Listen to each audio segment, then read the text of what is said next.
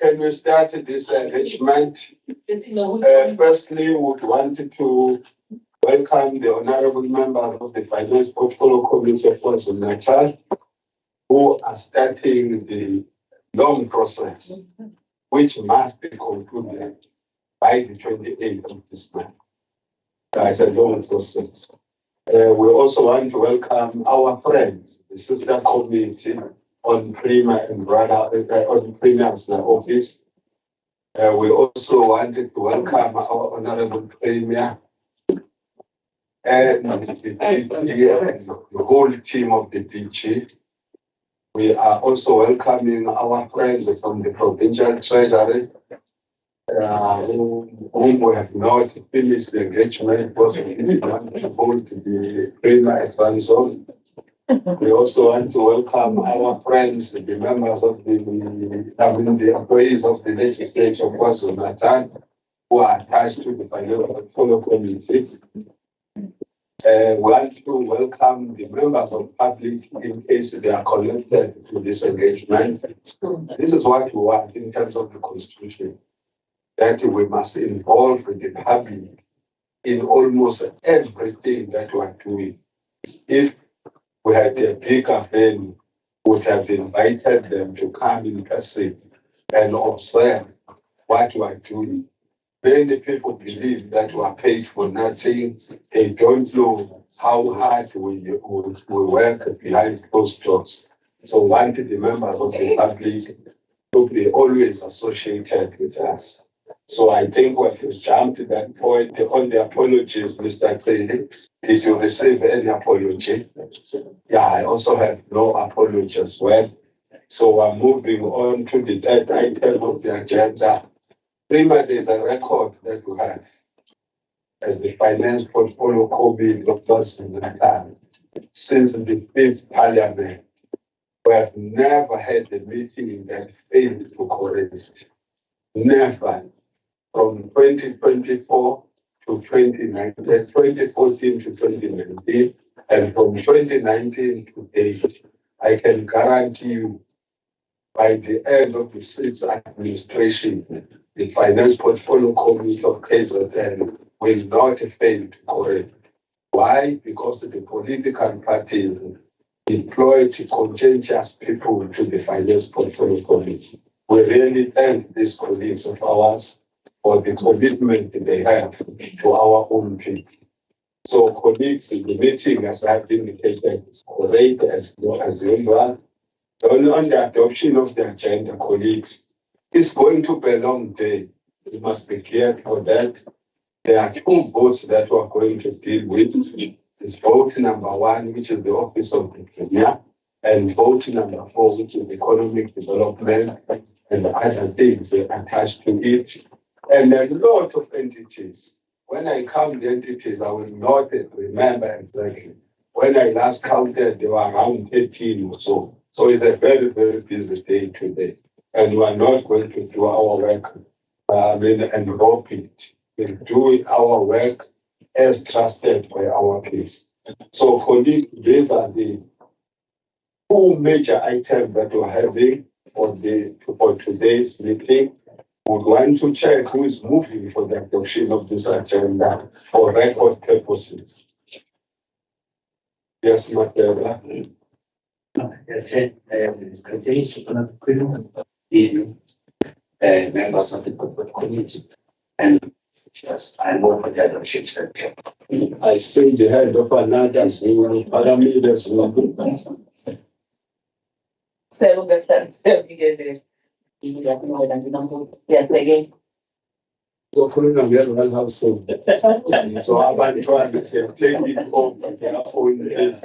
Colleagues, the agenda has been moved and was independent. We are moving to the next item, which is point number 5 of our agenda, which is the remarks by the Premier. The Premier is not coming here to account, as I explained on Friday. No, I want these things to sink in our heads. People who are account in terms of the Public Finance Management Act are the accounting officers. Those are the people who account. What I love with the executive of KZN they will always accompany their own employees or officials in their own departments. Why they do so, I think they understand what law says. They provide the first level of oversight in terms of the law. So when they come here, issues that are raised by portfolio committees, they will have to check as to whether they are corrected as per the resolutions that are taken. With those words, Honorable Trainer, we are handing over the platform to you so that you give us your remarks. Thank you very much, Honorable Chairperson. The board will see and honorable members of the portfolio committees and the PGE and all the support officials of the legislature, as well as of the office of the Premier. I wish to, on behalf of the office of the Premier, start by thanking you, Chair, and the members of the legislature, the portfolio committee, for giving us this opportunity to discuss the plans of the budget allocated to the Department of the Office of the Premier in order for it to fulfill its mandate. I think you said a very important thing, that the first line of the oversight, and I think I need to emphasize that it's one of the notes that I always say, that the Office of the Premier in the whole province of KwaZulu-Natal provides the first line of oversight, all government departments, including Treasury, including everybody.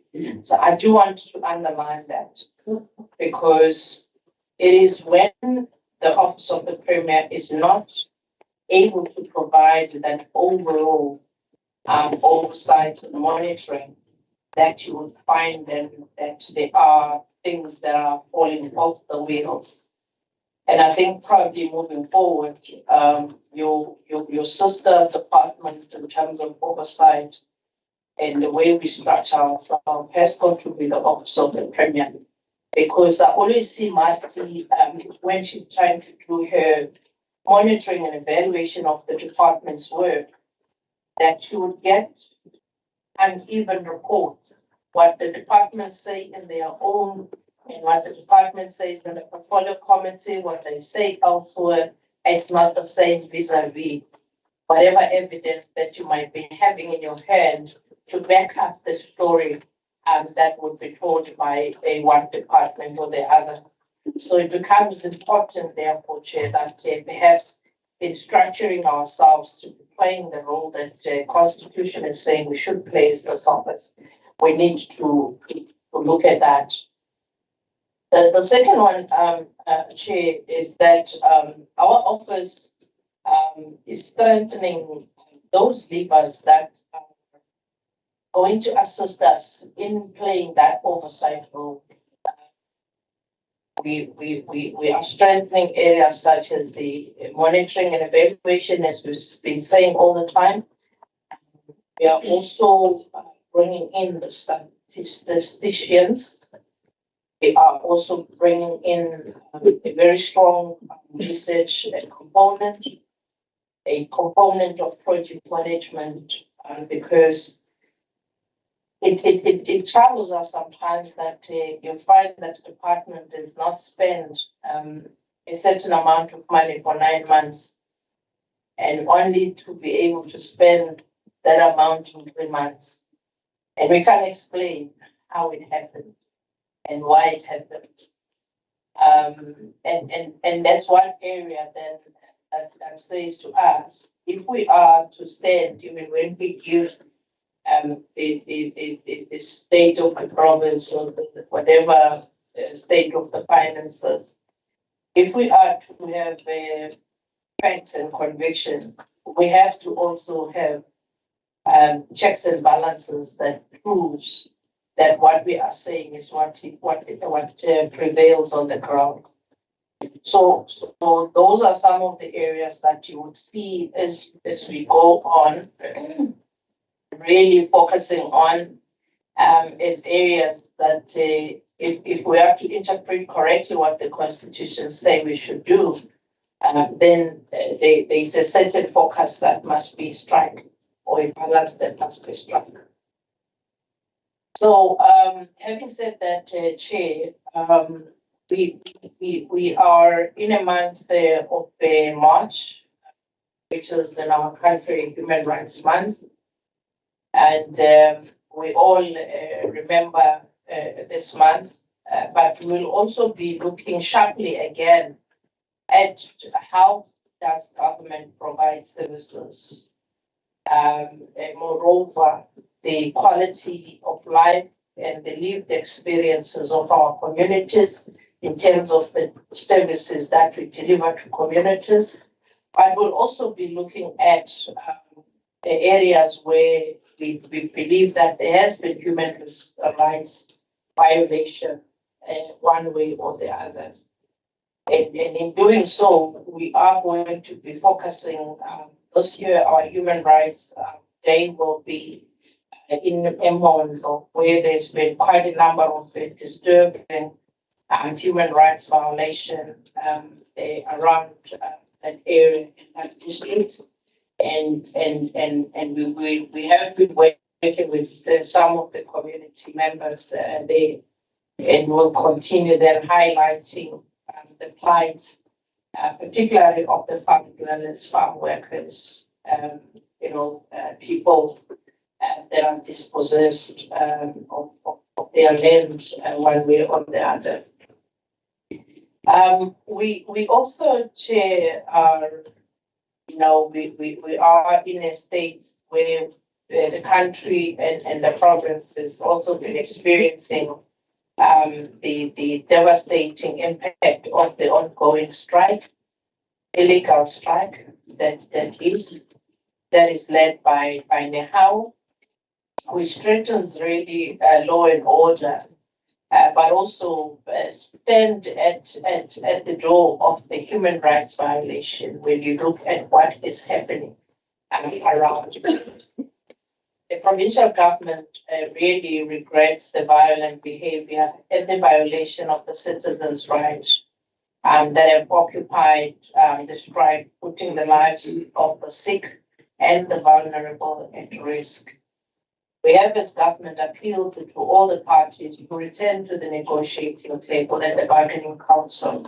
And also we've appealed to the law enforcement agencies to respond on the acts of lawlessness and the abuse of the striking rights by some elements within the communities or the organized labor.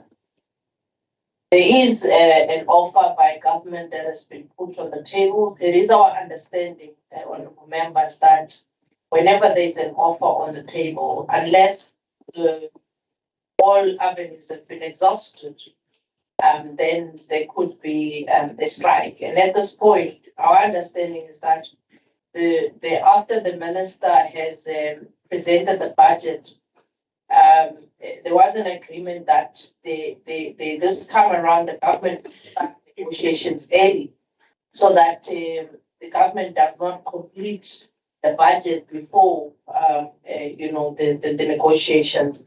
And our understanding was that this is what was happening at the moment, that there is an offer, an initial offer that has been put on the table, and then all parties then are supposed to engage on that offer and deliberate on that particular offer. But to our surprise, that the financial year is not even ended, by the way, and the negotiations that our understanding are taking place are for the 2023-24, which then puzzled us as to why would there be such early action before matters of the bargaining have been exhausted.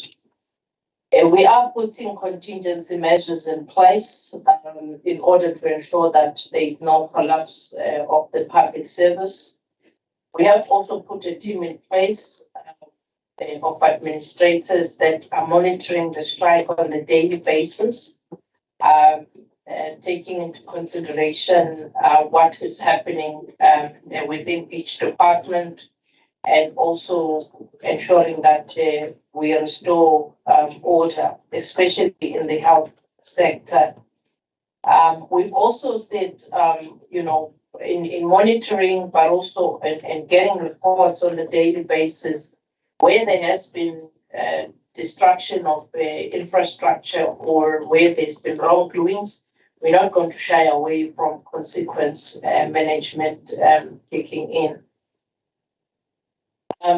Chair, on the other matter is that yesterday we recalled the 2 years ago, the people of KwaZulu-Natal, where we were all sitting in the dark, a cloud of darkness in our history, when His Majesty the King, Zulu, departed from this world of flesh, and that of a multidimensional spirit.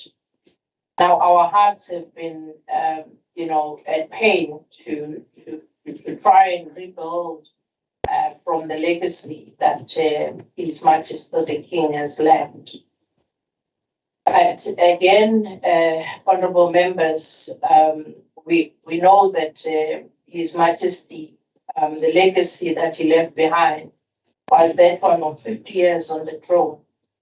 And it was with sense of humility and continuity that on Tuesday, the 7th of March, at the Old Assembly, the Old Assembly was a hive of colourful ceremonies, a hive of a celebration, as His Majesty King SISULU presided over the opening of the House of Traditional and Khoisan Leadership. And His Majesty King SISULU, like his father before him, has truly taken his place amongst that long line of royalty. And we have pledged our support to support the work of His Majesty, but also that one of the royal household, in ensuring that indeed we uphold that sacred work that was done by the late King Zwelithini. We just want to say, honourable members, that amongst other tasks, the Office of the Premier is to give support to the royal household in Hong, and also to ensure that there is budget that is allocated to that work. We've also, as you would have seen in the budget, that we've also been allocated further, 100 million for the youth fund, which is work that we believe that we need to really assist us in creating more jobs for our young people, but also sustaining some of the projects that a number of young people have got out there. In general, our budget, honourable members, considers the work that has got to be done in the sixth administration, but also looking at how then do we play our oversight role. How do we ensure that there is capacity in the state to deliver on its mandate? How do we ensure that whatever that we do is backed by evidence, as opposed to other ways of measuring our impact? We know that, honourable members, we lost a lot of steam as a result of COVID-19. I mean, almost 3 years of COVID-19 or 2 years of COVID-19 of this administration, and we need not to forget the protest as well as the floods, which has really put us on the back foot when we were trying to recover from the COVID-19 we could not because of those other things that happened in our sector's administration. So at the time of, looking at what is it that we need to do as government, we've sought to then ensure that we focus on the capacity of the state and the public service who are capable, who are professional, who are ethical, but also who put their people first in what needs to be done. In that context, we've also sought to ensure that we really ensure that government introduces a lot of technology in the work that we are doing. It pains us that sometimes there's still a number of, documents that are still on papers as government. And we know that where you use papers, there's a lot of human errors. And, a lot happens in papers. Others, they fall off the floors. And a lot of things happen when you're using papers. So we really need to move and push towards the utilization of technology so as to minimize even those irregular expenditures, minimize a lot of human error even in crunching those numbers. And we do wish to say that our understanding is that the digital economy on its own can help us a lot in creating even more jobs. So, Chair, I just want to say with those words that we are hoping that we will work with all the committees, but particularly this committee will also assist us in the work that we are supposed to do as the Office of the Premier in playing our oversight on how is government, performing, but also how we are accounting and how are we doing what we have set for ourselves to do. And in that, we really rely on your leadership as the members of the legislature to support the work that we have to do. And we at this point, Chair and honorable members, I do wish to hand over to the DG, present our vote. And as you would see, Chair and honorable members, that there is a need to revise the baseline of this department. Because if we are, for instance, the president was asking us a question. If you are, as the Office of the Premier, you are supposed to even monitor how departments are spending their monies, do you have a person who's capable of doing that? If you are to ensure that the health department or any other one is doing its work, do you have capable people with requisite skills to actually do what you are supposed to do? So those are some of the questions, difficult questions that we've got to ask ourselves as to whether do we exist for the sake of existing or we exist for us to fulfill what the Constitution says we should do. So I just want to leave it at that and say we will then allow the manifestation. Thank you very much, Honorable Premier. Definitely, we hand over to the DG as per your request and her team. But please do away with all papers except my green book. It makes my work much easier. I don't know why it makes my work much easier, but I might acquire other skills in order to make notes against what is in the green book, even electronically. Actually, DG, we're handing over to you as per the request of the embassy and your team. So I think I'm iPad. That's yeah.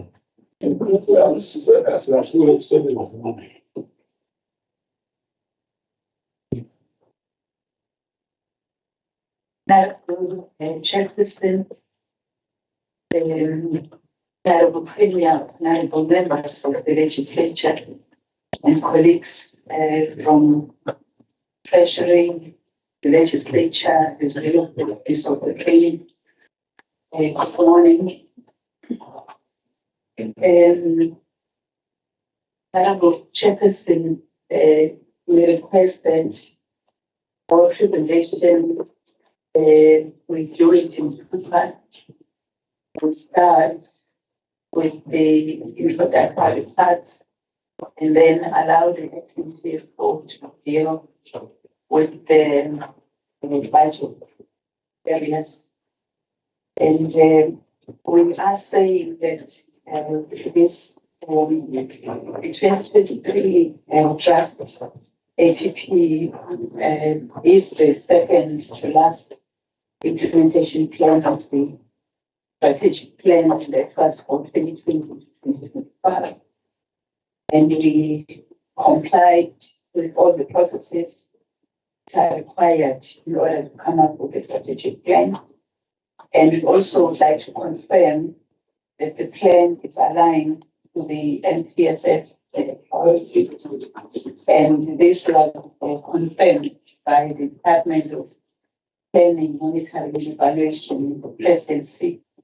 And there is a summary of the deliverables that are linked to the MTSF that is attached as an annexure. In as far as the mandate reaching the balance, there have been no legislative changes that will impact on our mandate. And we are saying that the Office of the Premier is confirming that, as the Honorable Premier has indicated, that we are not a line functioning department. We have a coordinating role, but also bridging the gap between the provincial departments, the PSA and DPME. In other words, we are a point of contact in the province when it comes to the work of the PSA and DPME. And our core mandate, as derived from the Constitution of the Republic, as well as the Public Service Act, is that of supporting the Premier is to provide strategic leadership, coordinating functions of the administration, as well as monitoring and evaluation. We are also saying our mission and values remain aligned to the mandate, and as well as national and provincial priorities. Our vision remains the same, as well as the mission, which is specifically saying that we fulfill our mandate through enhancing good governance, good and cooperative governance, promoting an integrated service delivery model, stakeholder management and communication, performance management and accountability, as well as coordinating programs that will ensure the empowerment as well as the respect and promotion of the rights of vulnerable groups, that is women, children, youth, people with disabilities, including child veterans. Our values, as the Premier has uttered this, integrity, professionalism, accountability, as well as Ubuntu. When it comes to Program 1, which is administration, the major change in this program has been the movement of special projects units, which oversees Operation Sugumasake programs, amongst others. this moved from program 3B. This was the recommendation of the Auditor General. But because this unit is dealing with operations Umasake as well as the district development and model, coordinating that it is implemented. Therefore, it belongs to intergovernmental relations because we're working with other departments, but we're also working with the municipality. Therefore, it should move to intergovernmental relations. Hence, we moved it to program 1 from program 3B. And this program 1, we are saying will continue to drive the issues of good governance and accountability with respect to interventions that will ensure a clean audit outcome for the department. As the Honorable Premier has indicated, Honorable Chairperson and Honorable members, we are leading what is called Operation Clean Audit for the profits. It's better now that we are leading something that we've also achieved, and we're committing to stay there.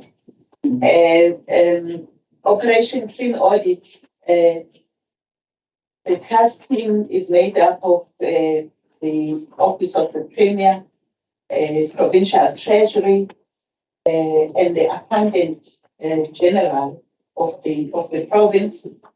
But Auditor General recommended that we must add COPTA because COPTA is dealing with municipalities so that this operation is cascaded also to the municipality. And therefore, hence, in the structure of the Office of the Premier, we now wanting to have someone that will be able to monitor the budgets linked to the service delivery, as we are not promoting clean audits without service. And program 2A, corporate services, as part of the digitization journey, we have developed an F-Center optimization strategy. Honorable members will recall that there was an F-Center in the Office of the Premier, and we then realized that we need to come up with the optimization strategy of what was called the NEF Center towards evolving it to become an information and innovation hub. And there's a lot of work that has happened in the building blocks of this information and innovation hub. And we have successfully implemented e-leave submission, OSS incident and case management system, as well as the Premier's hotline phase 1. This was necessitated by the advent of COVID-19, and subsequently we migrated to the hybrid cloud capabilities such as Office 365, Exchange Online, Teams, etc. And this allowed for online survey capabilities and hybrid meetings and webinars to continue. In program 2A as well, the focus is on professionalization of the public service that will continue. We already have MOUs with institutions of higher learning, including technical and artisanal skills. Also, the focus is on labor relation cases and the extended periods of suspensions that we are dealing with as a matter of agency. We already had a turnaround strategy to that effect. And we are in this financial year going to finalize the provincial skills audit and also increase the training sessions to 160 as a way of building the capacity of the state. Program 2B, which is institutional development and integrity management, we've already indicated that the democracy support services oversees the vulnerable groups, as well as the implementation of the gender-based violence and femicide strategy that has been approved by the Executive Council.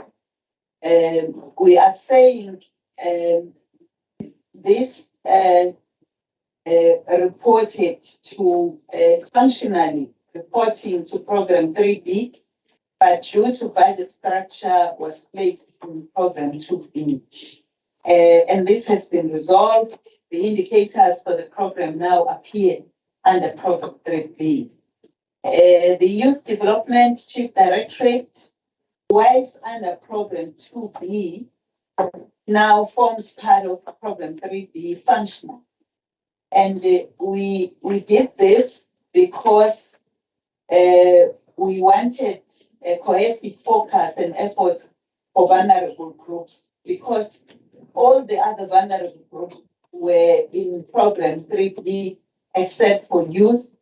Now, youth joined there. We know, Honorable Chairperson and Honorable Members, that we need to seek approval by National Treasury for the budget structure to change so that it's aligned to the functional structure.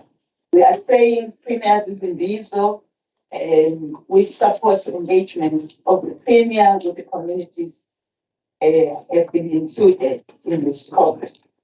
Program 3A, which is macro policy and strategic planning, we are saying we are enhancing monitoring, reporting, as well as evaluation. And we are optimizing the manner in which planning, monitoring, and reporting, as well as evaluation, is undertaken on key priority areas as the Honorable Premier has indicated. And we are saying in 2023-24 there will be a continued drive for the implementation of macro policies as per the socio-economic impact assessment system, SAYAS compliance. The issue of research being undertaken in the province will be strengthened through the research inventory report updates and analysis being assisted by the graduates that have been appointed who were unemployed at that time, and working with the Group Statistics of Africa, their training will also be enhanced. Program 3B, which is stakeholder coordination, we've already indicated that special programs moved from 3B to administration, which is Program 1, and also the move of democracy support services already indicated.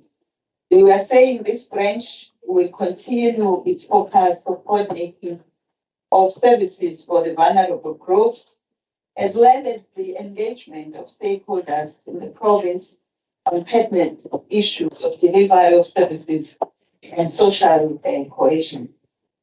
Also, coordination of support to the KZN Zulu Monarch will continue, as well as to the KZN Zulu Royal Household Trust.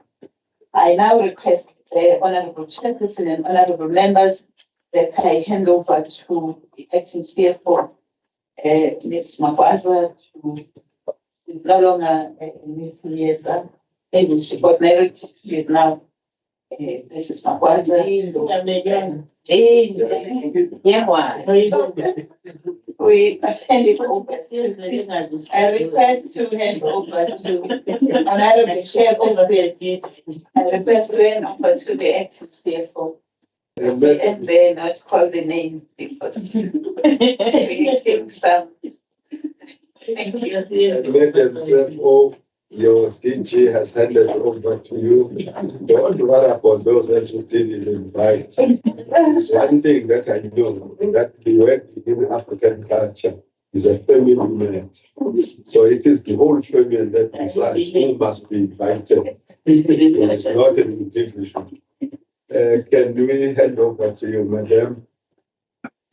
Honorable Chair, honorable members, DG, colleagues, greet you all. In terms of the budget, the province received an allocation letter from National Treasury, and the allocation letter indicated an increase or reduction in the share. Also, there was an allocation for a 10% increment on carry through costs. But also there were additions made specifically for budget pressures in since the data that we received across the province. This means that the fiscal consolidated budget cuts for 21-22 MCF remain in the baseline of 2024.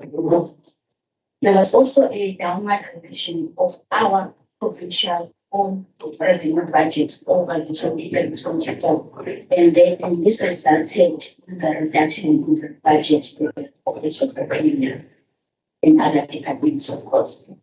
There was also an additional allocation for 100 million that was received in the empowerment fund.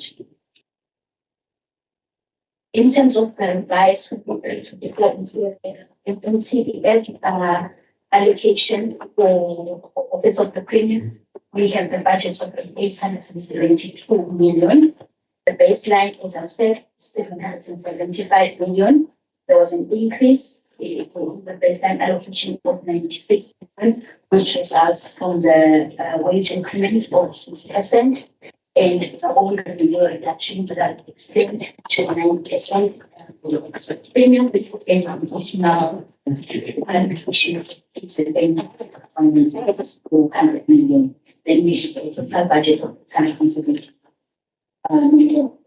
Honorable Chair and members, I would like to highlight that the 23-24 MTF budget is fully aligned with the APP and strategic plan of the and the exercise APP on the in alignment. In terms of the allocation program, the department has three programs: administration, institutional development, policy, and governance. In terms of the administration, there is a budget of 212 million. Program 2, institutional development grants and 10, and policy and governance grants. In terms of the expenditure per economic classification, for compensation of employees, the final budget for 2023-24 is 379 million. Goods and services, 312 million. Transfers and subsidies, 155 million. And training for capital assets, 25 million, which totals 872 million. In terms of the compensation of employees, 379 that have been pictured in the previous slide, we have the compensation of employees. It has increased by 23 million, which is in relation to unemployed graduate program, which was reprioritized from goods and services, and of course, and the 3% was allocated. Goods and services, 312 million. There was reprioritization in terms of the security contracts, projects, and also we have centralized the purchasing of minor assets to support industrial services units. And the budget has impacted on all these programs systematically. In terms of transfers and subsidies, we have 1.6 million, which is allocated to motor vehicle licenses. 25 million is allocated to incidents of personal trust.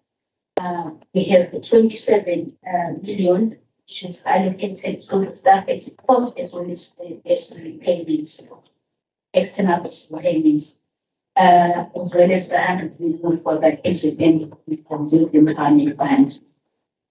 In terms of the assets, we have allocated 25 million, which is for the office furniture equipment as well as vehicles, and also the infrastructure projects that is taking over the Department of Public Works. Program 1, we have 5 sub-programs. Premier support, executive council support, DG support, financial management, and interactions. In terms of premier support, we have 31 million that has been allocated. The team provides technical administration and advisory support for the premier. And the reprioritization was for the compensation of employees and the purchasing of the minor has been allocated to the needs of the support and this services. The Executive Council, 10 million has been allocated to render support services to the Executive Council, clusters and clinical commercial. And the reprioritization was linked for compensation of these assets.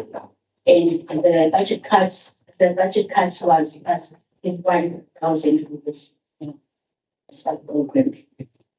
Director General, 22 million has been allocated and provide operational support for the teaching and strategic management the province. And there was reprioritization in terms of compensation of and assets, and the budget has been reduced by 478,000. Financial management, 111 million has been allocated, and this includes office support and auxiliary services for 74 million, which is for the purchasing of vehicles, building maintenance, building lease costs, etc.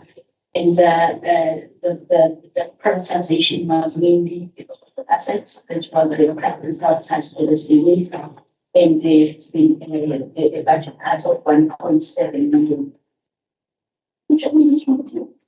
Intergovernmental relations, 36 million has been allocated, and this is the objective is to promote intra-governmental relations and inter-sphere as well as intersectional relations and intra-governmental relations. The net increase is amounting to 14 million because the DG is said that operations must take is involved in this sub-program. And the budget has been reduced by 470. Program 2, institutional development. There are 6 sub-programs: strategic human resources, ICT, legal services, communication services, special programs, as well as and for strategic human resources, the 83 million is allocated, and the purpose of this program is to facilitate, coordinate, monitor, and promote strategic human resource development within the provincial administration. The reprioritization was mainly for compensation of police as well as the budget was decreased by 409. ICT, 83 million has been allocated. ICT provides strategic information technology management, leadership, and support. The amount of 83 million has been allocated, and an amount of 70 million was prioritized to cater for compensation of employees for the unemployment programs as well as savings. So that's for 4 million. The budget has been reduced by 1.9 trillion. Cards, legal services, 12 million has been allocated for the sub-program, and the purpose is to provide transversal law advisory services to the needs. And the budget has been reduced by 802 for budget cards. Program 3. policy and governance, we have 3 sub-programs: provincial policy management, Premier's priority programs, and rural household. In terms of provincial policy management, 50 million is being allocated to the sub-program, and the purpose is to provide the coordination and facilitation of socio-economic development through the evaluation of strategy implementation. The prioritization was of composition of employees as well as assets, and the budget has been reduced by 4% since the cards. Premier's priority programs, an amount of 280 million is being allocated to this sub-program, and purpose is to provide for management of strategic projects identified by the Premier and the provincial executive. There was a reprioritization of 49 million as a result of the function shift that was undertaken by the democracy support services and the youth development that moved to the sub-program from special programs as well as OSS operations on Masake. It was moved from sub-program from this sub-program to inside relations under administration of the budgets to be chosen by the party. Royal household, the budget 79 million has been allocated to provide support services to His Majesty and the King and the royal household, and the budget has been reduced by 1,000.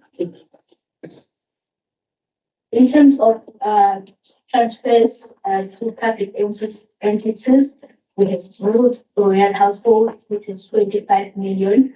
We have indicated that we have received 100 million to the youth fund, which we previously transferred to the fund. But in this financial year, we have a strategy 10% because we have identified some purposes and challenges within the M5. So going forward, we'll be implementing these projects internally as per some of the social and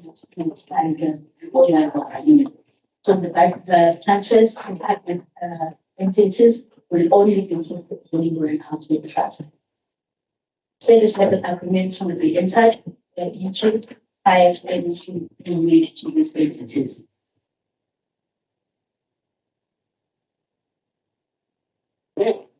In terms of infrastructure expenditure, we have a budget of 19 million. Maintenance and repairs. We have the building targeted for maintenance includes the most Mabinga building in some respect, the marine building generations as well as the previous in terms of rehabilitation and refurbishment, we have 1.9 million. This provides departments building including plan replacement of the clearing with the Moses Mabinga needs. Infrastructure transfers, we have a budget of 2.7 million, and this transfers included the budget of the Zulu Housing Trust and infrastructure and leases, which amounts to 10 million. This is for the leasing of various buildings, including the marine building, the school stays into some space in the school. Donor funding, we have funding from the CITA of 1.9 million that will be coming through in the 2024 financial year. The department received 8.6 million of the 2022-23 and 1 million received in this financial year. The Office of the Premier has applied with children secure life 2023, which outlines 59 areas of discussing when preparing to the year. The cost-cutting measures are updated in these are present elements of what are being it's pushing what he says. Thank you, Mrs. Kinoti. Assisting my teaching. I thank you very much, honorable members. Our focus must be on funds and cents. That's where we come in. We trust that the portfolio committees that help with the long process of the APP. That's why we don't want to do the duplication.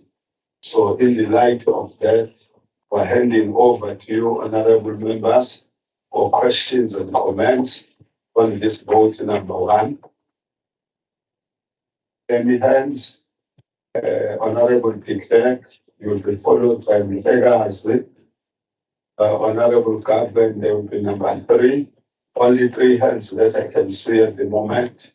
Anyway, when I went through my green book, that's why I'm pleading with the green. Please don't intimidate treasure to stop the green book. So I've got my own identified issues. If honorable members don't raise them, I will go back to my handy green book. No, I love this one. I've been told I'm nicknamed Mr. Green Book. I was just very strange on Friday when one honorable member says officials called me Mr. Green Book. When I was a teacher, I was called Tifu's Hotel, because I used to call boys Hotel. Now I emphasize Green Book, then I'm nicknamed the Honorable Declerk, my leader. Thank you, Chief. My first question regarding the budget is taking note of the fact that our equitable share has dropped. It's noted here because of the formula, but let's leave that to that. It has dropped. The 2021-22 fiscal consolidation budget cuts remains. The Premier's budget was reduced over the 23-24 NTF. How does your budget speak to the shortfall? How does your budget speak to the challenge that you will have with service delivery? I don't see that clear. Then on my second question regarding the trust, I'm seeing that the trust deeds and articles of association of the trust includes the aspect of revenue. That means fundraising. We see that the budget is 3.3 million fundraising, but we see there is no fundraising. There is no income. How does the budget speak to that? Because it seems that 3.3 million is paid out on your budget for fundraising. If we look at the Green Book, as the chair has said, it shows no projections for any fundraising of the company. I do not understand that you budget in that sense. It's because the instruction they understand. Allow you to speak so that we move on. Well, I'm checking what that means, and when that's so excited, there's like a. No, the money comes from the vote number 1. That's why it is relevant. It's part of the presentation. So that's my 2 questions. How do your budget speak to the shortfall? The ordinary question. It's not a smart question. An ordinary. I'm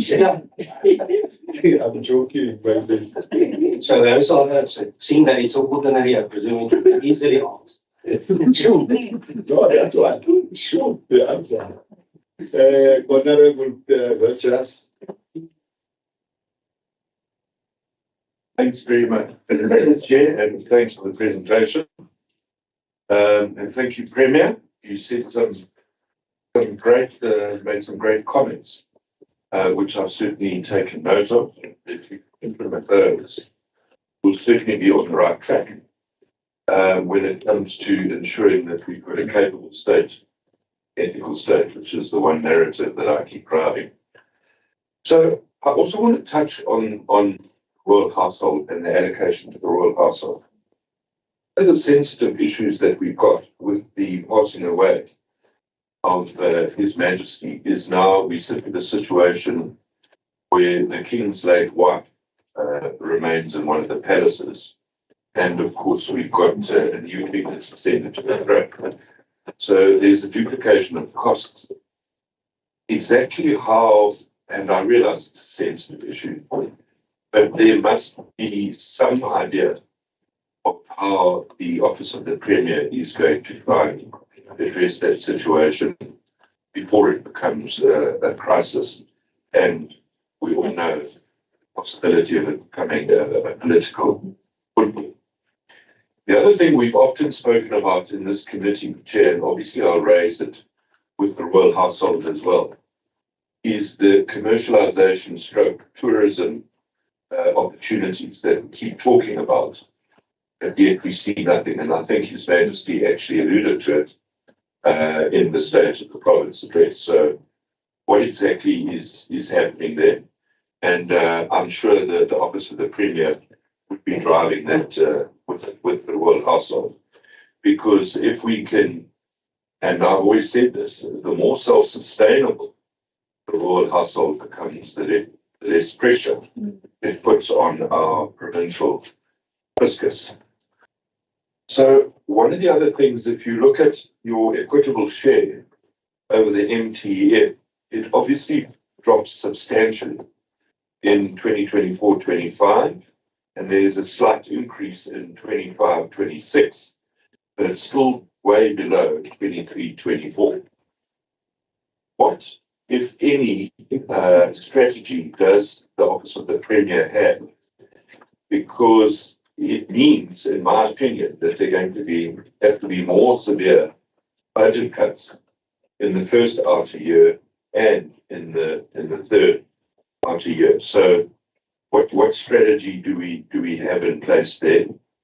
And then my last question, Chair, is for the last few years, we had a schedule of austerity measures where departments in certain spending items had to obtain approval from the Premier's office in those regards. And it was things like events, hiring of marquees, hiring of halls, functions.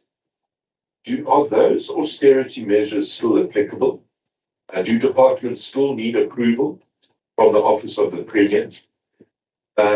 Obviously, if they don't, that was adopted by the legislature and it became a resolution of the legislature. And if it's no longer applicable, perhaps I can get some explanation as to how that came about. Thank you very much, Chair.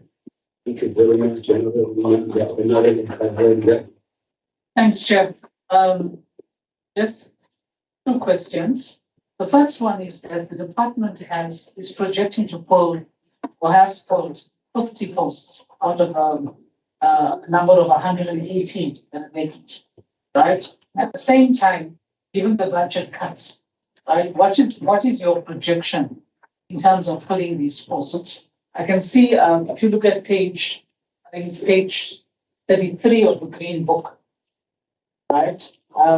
You are saying that you will not fully implement the entire organizational structure, although you've obtained permission to pull 118 posts in 22-23. 50 of those posts were filled by the end of the third quarter, right? You are anticipating that the balance of 68 posts will be filled in the early part of 2024, right? But you're also saying past history indicates that the process would carry over to 24-25. So how many posts do you have you filled? Do you anticipate filling in this financial year? And what is the impact on the work of the department if such posts are not filled? Right? That's the first question. My second one is around the Forensic Investigations Unit that was moved into Office of the Premier, which also makes your structure different from other Office of the Premier structures, right? But this was by way of cabinet resolution. So my question here is that when we meet with government departments, there are issues about slow pace from this unit. And we do are aware that there are vacant posts in the forensic investigations unit. And also that this unit has had its budget reduced. How do you intend dealing with the imbalances that seem to be arising there? Because you've got vacant posts, you've reduced the budget, and there's an issue of delivery of that one. And then my last question, I don't think I heard this correctly, but one of the big issues is the under expenditure of the Youth Empowerment Fund, right? You had 50 million, now you've got 100 million that has been given to it. My question here is, and I'm not sure if I heard this incorrectly, when the CFO was reporting, you were talking about the transfer that will now not take place to the growth fund, because the growth fund has issues. I'd like to hear what the issues are, but also, given the history of the Youth Empowerment Fund, given the expectation of the community out there and society out there, of job creation, etc. How is this, if it's not being transferred to the growth fund, and I'm not advocating that it is, but I'd like to hear the mechanisms about how the department would be dealing with this to ensure that those funds are utilized as they have been intended. So, thank you very much, Honorable Member. The colleagues, I also have some questions which I hope the honorable members will pose them. They are very important to me, according to my preparation on Sunday. The first one is around the question of the utilization of the 2 million of the TDM model by government departments in general.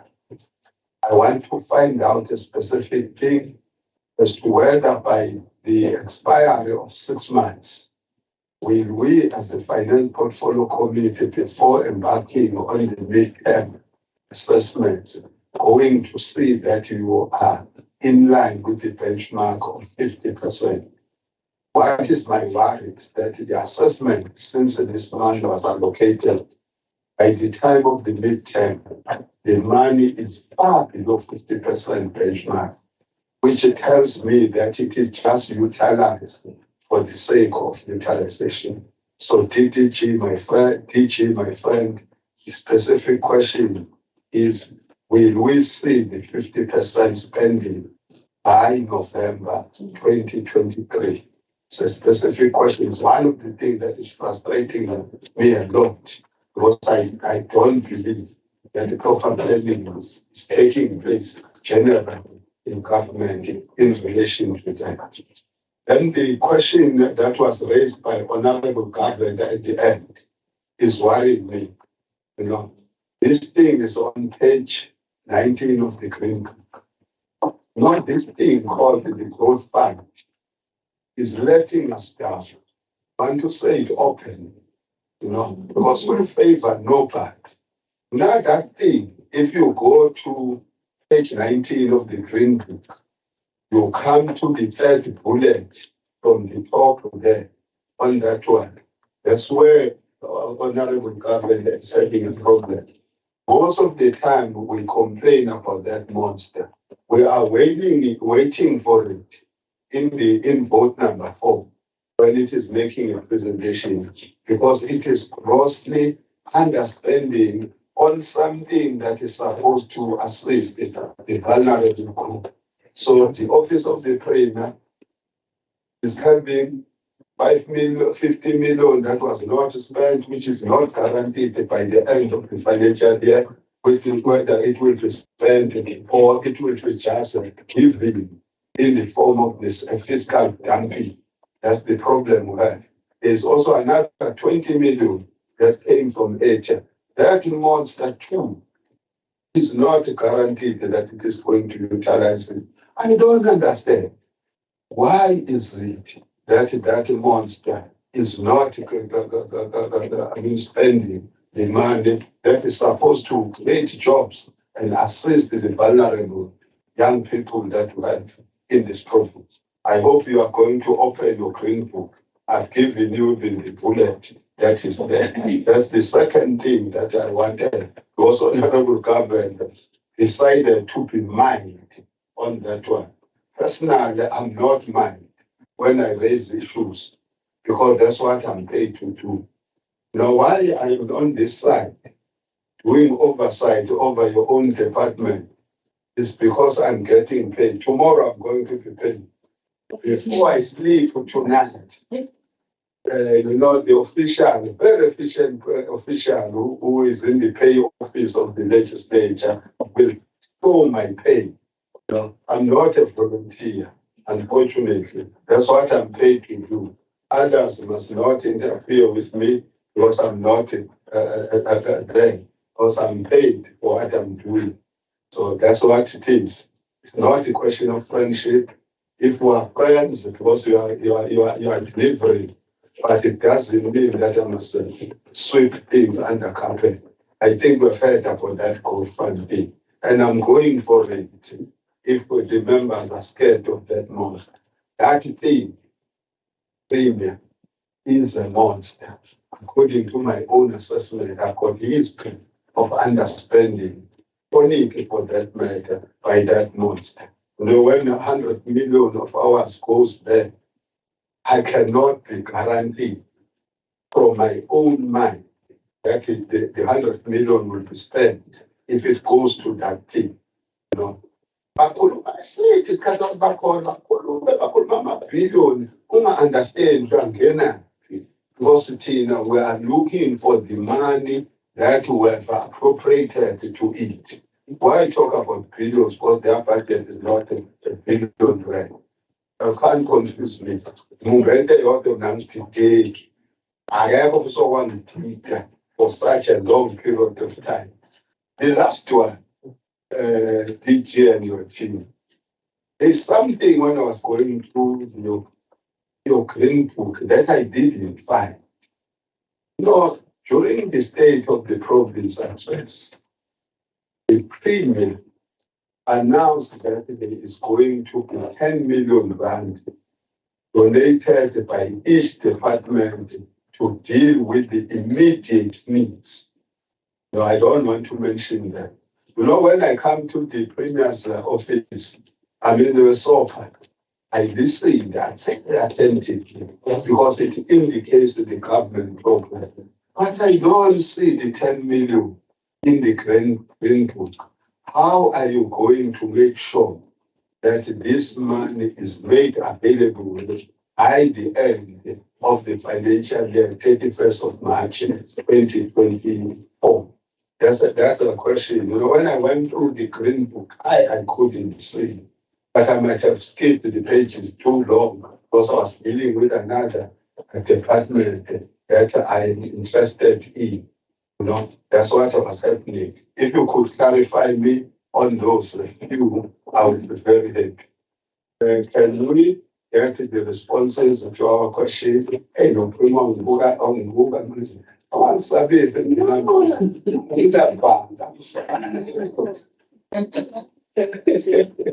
can you get responses, colleagues? Maybe I'll take the last one, Chair. The 10 million, you won't find it here because it was agreed by the cabinet. Now, what needs to happen is that departments must then pull together those amounts so that then they are put. Discussions are already, DG has already started discussion with the police commissioner.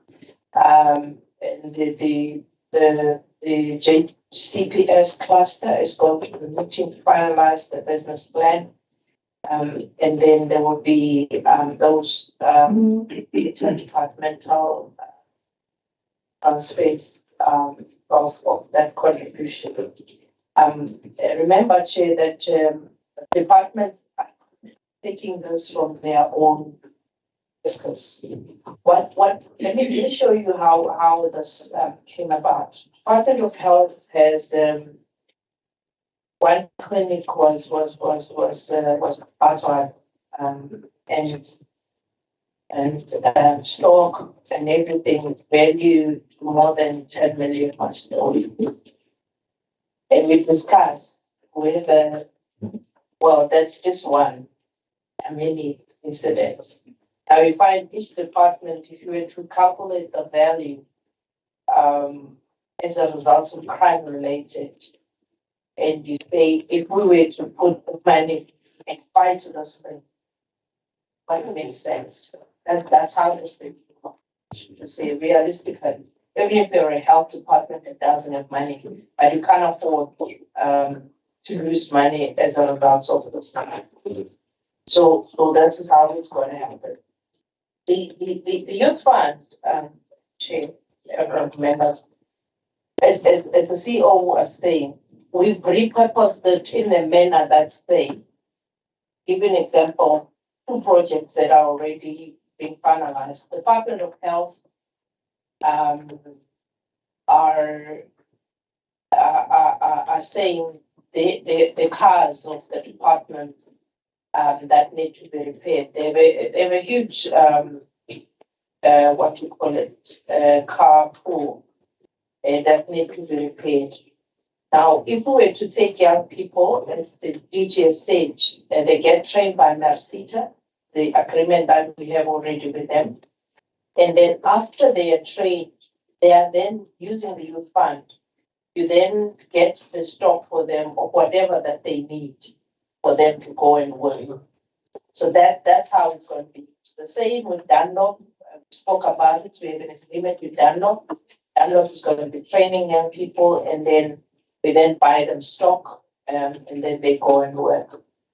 Same with which is there are quite a few departments because our argument is that if you give young people they apply, they get this business plan.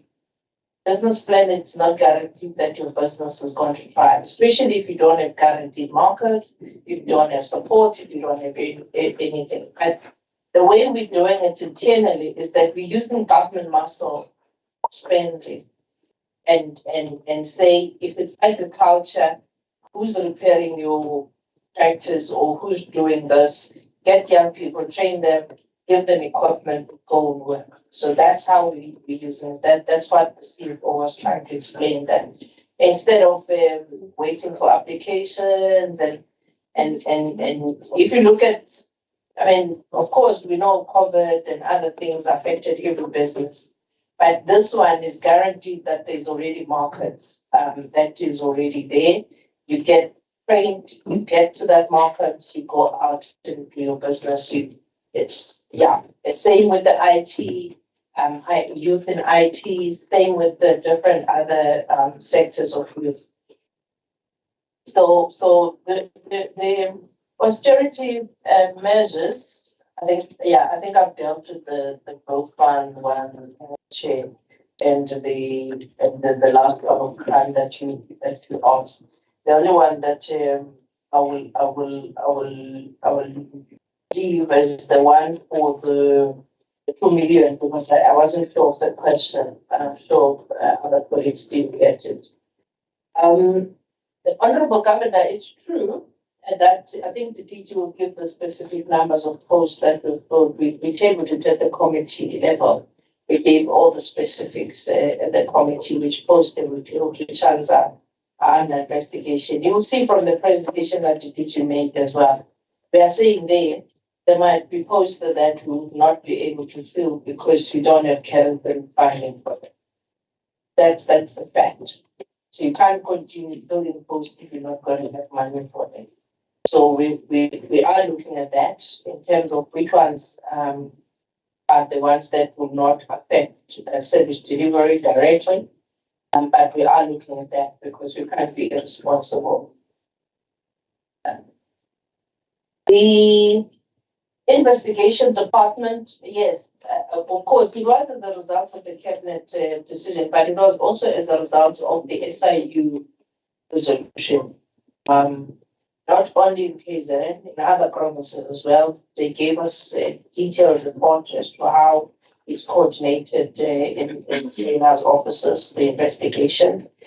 The DG also give specifics of how many posts we filled since then. And it's true, honorable members, we have embarked since last year, we embarked on an exercise of looking at all those cases, looking at the backlog that is there, you know, as far as which years and what are the problems in finalizing some of those matters, or what are the problems in executing some of those decisions of investigation. So we're doing quite a thorough work at the moment in looking at what's happening and how do we plan that work of the department of that subunit. So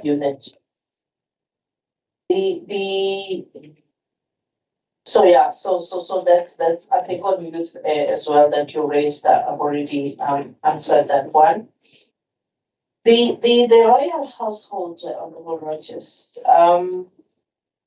Yes, you're correct. It's something that is very sensitive because remember, the assets that are there belong to government. Those policies belong to government, don't belong to individuals. And if you remember as well, this government took over what was already there. So it's a matter of how do we then manage those assets, and we've been clear as well to say there is now, for instance, when there are posts that are vacated, they're not filled, and we are working towards, you know, phasing off support that is there in a manner that is not going to be irresponsible. French fries have long been considered making the assets go, you know, bad. But we are putting a plan in place.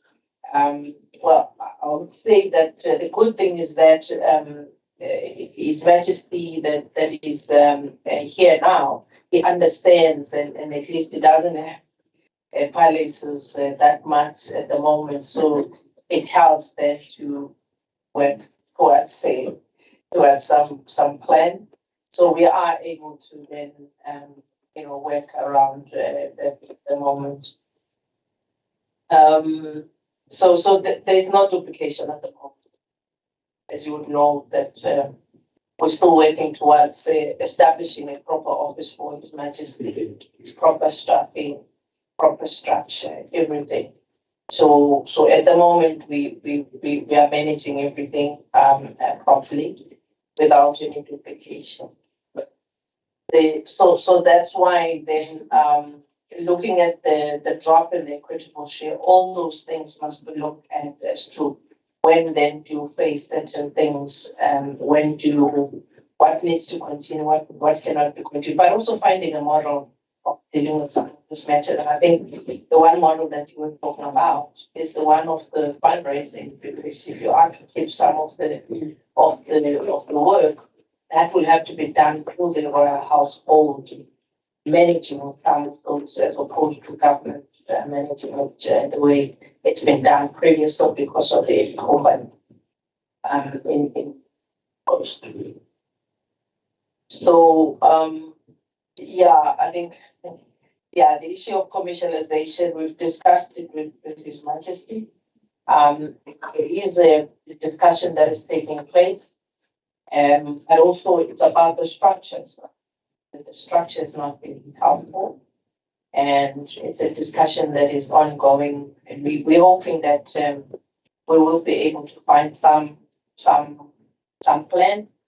Of course, you would know, honorable members, His Majesty is still trying to put together a huge institution on its own, and it's really something that all of us are supporting to put those building blocks in place. It's not something that's going to happen overnight, but it's something that all of us are saying something must be done. It's either you cut or you continue, but one way or the other, I don't believe in things that are just going on hanging without any decision one way or the other. So we are working on something, including, as I said, the structure itself, cleaning up the structure, and then saying what is it that needs to be maintained. Because you remember, there's still a number of things around there as well in terms of the estate, which one belongs to estate, which ones belong to the government. We still need to work around a number of those areas as well. The austerity measures are still in place. They were not just the legislature resolution, but they are national treasury regulations. They were gazetted into regulations, so we can't do away with them because they are regulations. It's not something that we like or not. As to whether there is enforcement, I think AG, you remember in the AG's report, she always makes sure that she checks all departments whether we are working according to the austerity measures.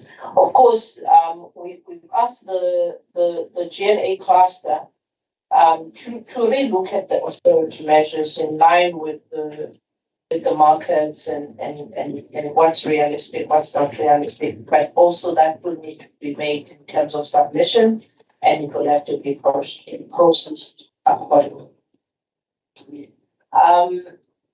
I think the issue of the budget cuts, I don't declare it's the same thing that I was mentioning, that we are working on a plan that say what is it that you can do, what is it that you can't do given the budget cuts. Unfortunately, there's nothing, it's beyond our control. There's nothing we can do with it. That is why we've said let's look at our internally raised revenue as provincial government. One of it, you would have seen that we are changing a strategy about within the transport department, going to an extent of even decreasing our licensing so that we get all those monies back from other provinces that people are registering their cars outside of the province. So we're in the process of doing that now. We're also re-looking at other things that can make us generate revenue. But also we're saying to departments, it can't be that departments can just say, oh, we've under-collected, There must be a set of objectives. You must set a target. If you must raise it so much, then you must raise it. If you didn't raise it, you must know why you didn't raise it. Because at the moment, it's like people come and say, oh, we under-collected, Nothing happens. But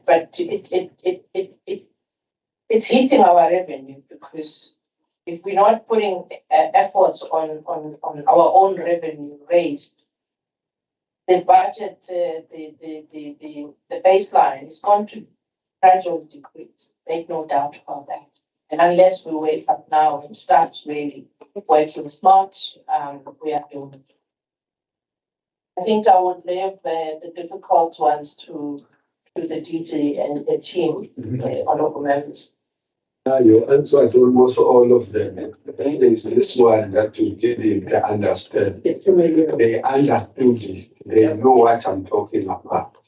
And there's one thing that I did is accountability and promise for improvement. This is what I think the agenda is all about. DG and your team, my sister. Thank you very much, Honorable Chairperson and members. For the Honorable Premier's answered almost questions.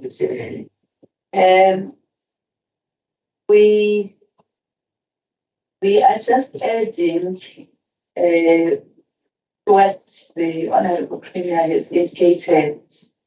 Yes, there's a shortfall in the budget because of the cuts, which will impact on service delivery. We came up with a strategy to ensure that we strengthen the area of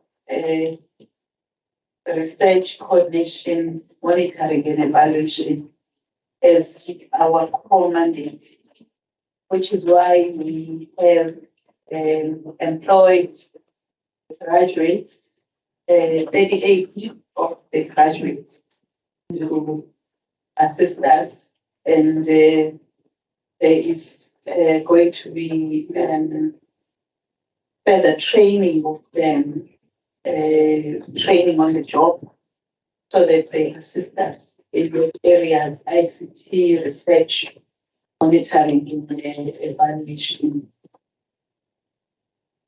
The revenue generation, we have been working in trust, trying to assist. At least the strategy has been developed, a matter of adding a few things so that it is adopted. But they've already appointed consultant. They did inform the department that they have appointed a consultant in January 2023 to assist them in finalizing the strategy, but also assist in implementing the revenue generation strategy. Because, as the honorable members would know, the main purpose of abolishing the then department and establish the trust was to ensure that there is revenue generation, which is its core mandate. We are also trying this. The Honorable Premier has already spoken about the discussions between the Honorable Premier and His Majesty on the issues of staffing and the issue of the palace. And the palace is where the Queen Mothers are staying at the moment. And there are interim arrangements in place because we could not just drop everything. We still maintaining the policies of the demised king, but also there is a staff minimum though, because we are no longer filling any new posts there. But this is part of the discussions that are ongoing between the Premier and His Majesty. And I'm sure next time we will be able to report what were the outcomes of those discussions and what are we implementing. We would like to agree with the Honorable Premier that the 59 austerity measures are still being implemented, and it is not the office of the Premier. The approvals are from provincial treasury, and we all submitting to provincial treasury for exams and so on, so that they are approved before they happen, to ensure that we have followed the austerity measures. It is still applicable. Yes, it is being reviewed, but we are still doing those submissions so that they check whether we've complied with the policy of the directive.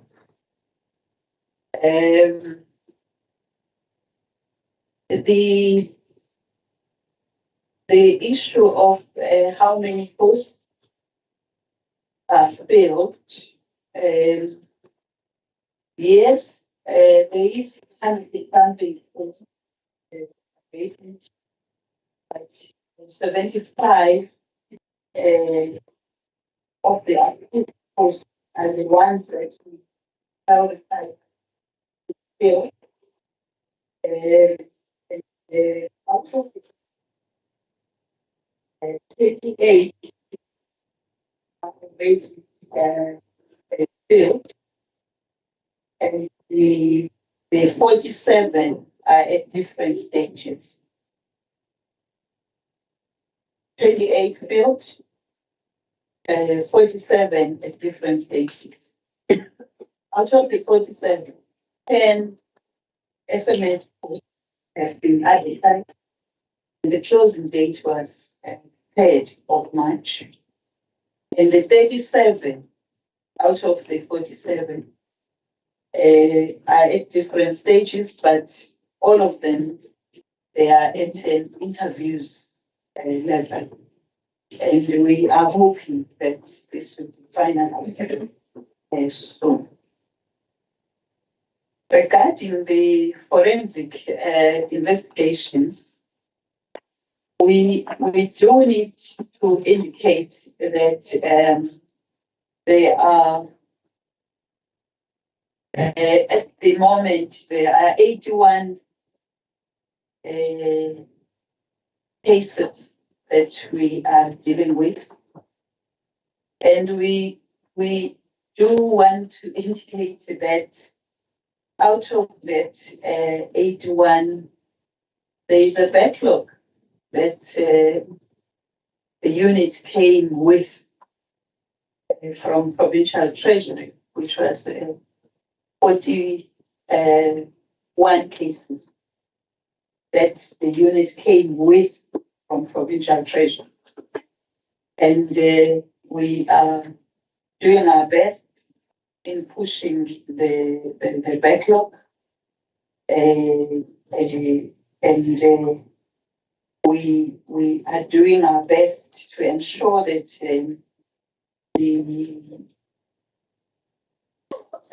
the cases, the turnaround time is improved, because one of the challenges that we faced was that the panel of consultants that was used by the forensic investigations unit when it was at treasury, the term of that panel expired. And then in the office of the Premier, whilst we may be using the consultants, but we are determined to build internal capacity.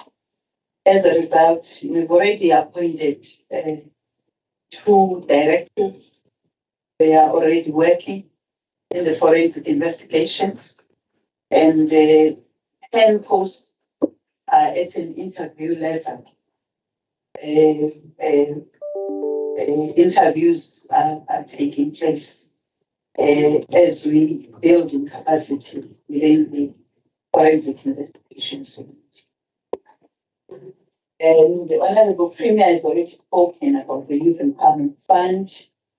We would like to add that, as we've indicated, that there are capacity constraints in the growth fund. The 50 million that we have transferred to the growth fund, we are now at a stage where we are able to do disbursements to those that apply, and we would have finalized the disbursements before the end of April. For the old money, be 50 from OTP, 20 from Edtea, which is 70 million. But this 100 million, the Premier has already spoken about the new money. The utilization of the OSS 2 million, Honorable Chairperson and Honorable Members, we would like to indicate that yes, the money will be utilized. Because if you look at there were challenges with 21-22, but 22-23 there's a significant improvement in as far as the spending of this money. There might have been a misunderstanding previously, but we've ironed out those challenges, and the money is being utilized, including training. So we are almost certain that the money will be spent accordingly. Lastly, Honorable Chairperson, we would like to indicate that in fact there are 10 million. There are 10 millions that the Premier pronounced on. 2 programs. There's one for a contribution towards mass employment opportunities for young people. And then there's another 10 million contribution for fighting crime. And all departments, we have ensured that they have identified that money. Obviously, necessary processes will be followed after the submission of a business plan on how the fighting crime 10 million contribution will be used and how the mass employment contribution is used. But I do want to say that we are committed to it. As the Office of the Premier, we already going to use 16 million for the unemployed graduates program, but still there is this the 10 million that had to be contributed by all of us. Thank you, Chair. No, all the questions were answered and also. And then if there are follow-ups, I will allow the follow-ups. It will be honorable declared alphabetical order. I interfere with the alphabet. Honorable Rogers, Honorable Tabisa, and Honorable Cameron. I left with the school more than 15 years ago. You know, the attendance rate was always alphabetical and forgotten about. Honorable Declerk. Thank you, Jason. Just basically a follow-up statement here. It's not the issue of the budget and the shortfalls, which both myself and Honorable Rogers spoke to. It seems that the answer that there is no plan at the moment, but they're busy with the plan. That's very worrisome, because a budget needs to speak to the problem. You know beforehand there's going to be these shortfalls. So my question could not be answered properly because the process wasn't. You can't set up a budget and then after it's set, say, oh my word, I see that there's shortfalls and I'll see how I can deal with it. Then, on the issue of the 10 million for the 2 times 10 million, That's also a problem because we don't have to look at the merits of the programs. We're here for rands and cents. That's an unfunded mandate. And it cannot be allowed. The question then needs to be answered why these programs as an unfunded mandate is created this year. And it's understandable why people will then ask this question because there's an election next year. So it's very, very difficult when there's these unfunded mandates. We've got all these cuts, and this will go on top of that. And it wasn't budgeted. We are here to deal with budgets, and we're proudly told by the department that they've got an unfunded mandate. It doesn't matter how good the program is. It's not funded. It should not be like this. Thank you. Thank you, Honorable Rogers. Thanks very much, Chair. Just 2 comments. I want to go back to the royal household and to trying to generate revenue. One of the issues when I served on the Premier's Committee before your time, Honourable Premier, was looking at the royal household and using agriculture as a commercial project. Now, that was years ago I spoke about it. And just nothing ever happens. Now, in my opinion, I don't think royal household as the entity structure has the necessary capacity. It's going to take somebody from either your department or agriculture to get that going. I mean, I know of a very well-known politician in this country that sells cattle for large amounts of money. Now, imagine if we could get our no names on cattle. Imagine if we could get our king to be doing the same. Honestly, there seems to be a lack of urgency, and I get frustrated. I think your idea about the youth and about vehicles is a great idea, but there are 2 red lights that came up. One, if you've got trained people, what happens to the warranty of that vehicle?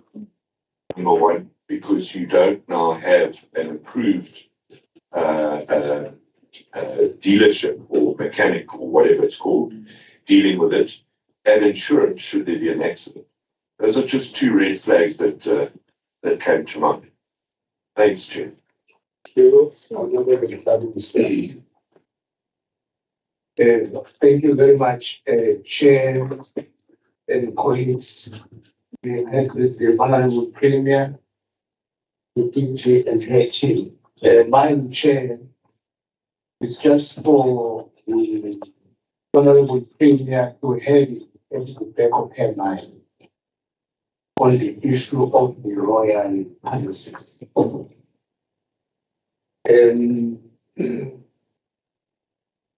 The early engagement and clear answers should be sorted.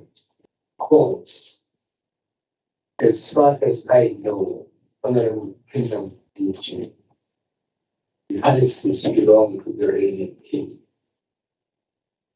The reigning king, as we speak, inherits the policies of the king. Was demised yesterday. Now, I think that's fine. If the Honorable Premier can have it back of her mind. That is why when people wanted to talk in this Zulu at Enyogen, it only went because Enyogen belongs to the regime.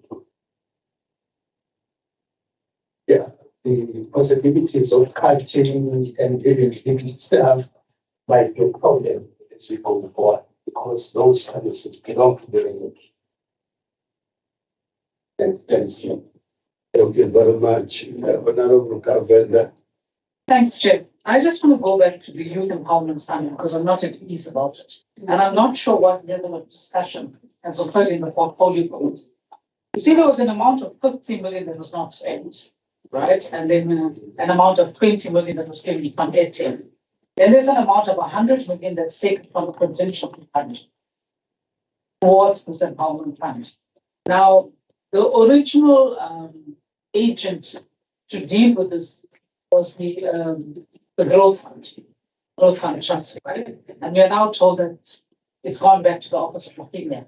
So that 70 million, which the DG tells us, you're ready to disperse it, etc. Is that now going to be dispersed by Office of the Premier? That's the first thing. Then the 100 million. Our concern, Chairperson, is that we're sitting here. The Green Book doesn't carry anything about the 100 million being dealt with by the Office of the Premier, right? It's reflected as a transfer to an entity, the Growth Fund Trust. Now, where's the plan? Say there's this 100 million going to be utilized A, B, C, D. I don't know if there was discussion of portfolio committee and where it was presented to them. If there isn't that, despite what Honorable Premier is saying about, and I think it's good initiatives, partnerships with the motoring industry, etc. It's going to be put down, or you're going to have a situation where 100 million taken out of contingency fund and maybe 70 million spent, 30 million sitting unspent, and come mid-year or the end of the financial year, a rollover being requested for, or money that could have been used for disasters or whatever. So for me, it's an issue of saying, where's the Honorable Zulu, your hand came up very late, and that was Honorable Rashford.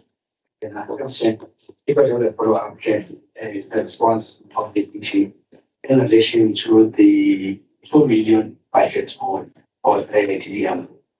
We are going to check whether any guidelines that are given to departments in terms of how to they spend this 2 million, because it seems as if some departments were not really clear at how to spend, and they'll keep them in their NEC's office making a clear budget of how to spend it. I think that's the one. And also covered by Honorable Governor in terms of the growth fund. Where is it located? Is it in also the green right now, or is still away? And I'm worried of the 100 million that was budgeted for. That's our deal is right now. Thanks. Honorable Rajpal, I saw your hand very late. Thank you, Honorable Chair. My concern is also the Youth Fund, because I just want to know from the Honorable Premier whether the Premier's department has a fully capacitated business unit, because the last to know was that it was a unit in the provincial treasury. Because if we have such a unit, then as other honourable members have been saying, how will it devolve to different departments? Because if it's agriculture or it's safety and security, etc. Because I think if we don't have a report of how the money will flow and what the whole function of the business unit is, and whether we are not cross-cutting to provincial treasuries work, I just want to know whether those things are ironed out and we know where we're dealing with these matters and how these monies are flowing to different departments. So, portfolio committees carry on with those work. The other thing is the flood relief funds. And we know in SOPA, the Honourable Premier spoke about the flood relief funds. But I had some farmer who had sent me a pamphlet, I would say, of where Edtea was asking people who were affected with the floods to send in their claims. So I just needed clarity from the Honourable Premier. How is the flood relief money working? Because I know their closing date for Edtea was 17th of March, which is this Friday. So maybe some clarity of how the flood relief fund is being distributed, or whether it is going to move to Edtea. Thank you. Thank you very much. Honorable members, can I declare that I'm worried about time? I I never anticipated that we'll raise so many issues and details that we don't need as the finance portfolio committee. There's one thing that I know how to manage the issues of the finance portfolio committee. You manage it through resolutions and then compel the departments to respond to the resolution. There are 7 resolutions that this department will be expected to respond to based on the question that you are having. The first one is on the 10 millions. Now, all the 10 millions I'm hearing, whether there are elections or no election crisis, crime from the board of Mozambique. When I am telling you that 2 of my highlights were hijacked, you don't think it's a joke. That's what is happening to my people on a daily basis. That's why then there's this thing. So whether there are elections or no elections, we have to deal with the 2 problems in the The first one is on the crime levels that we are experiencing. Second one is the high number of unemployed young people. We cannot do that. Maybe some of us don't have children. 2 of my 4 children are unemployed. My boys, both of them, with qualifications and everything, they have been employed for more than almost 10 years now. Fortunately, I'm still working, and then I am supporting them and their own children. Fortunately, they've got one. Yeah, that's the crisis we have in the college. If this old man dies tomorrow, who is going to support those grandchildren, including my 2 boys? They will go to cry. So I don't want us to deal with that fact. Because when the Embassy for Finance dealt with it, she indicated that some of the issues will be dealt with in the reprioritization of the budget in the midterm. That will come to us in the finance portfolio committee. Why I pose the question?